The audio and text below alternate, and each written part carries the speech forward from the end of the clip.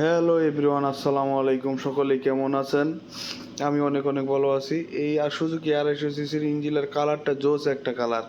দেখেন, কালারটা চকলেট কালারের মধ্যে জোস একটা কালার করছে, এবং বাইকের যে লুক, হ্যাঁ, অস্থির একটা লুক করছে।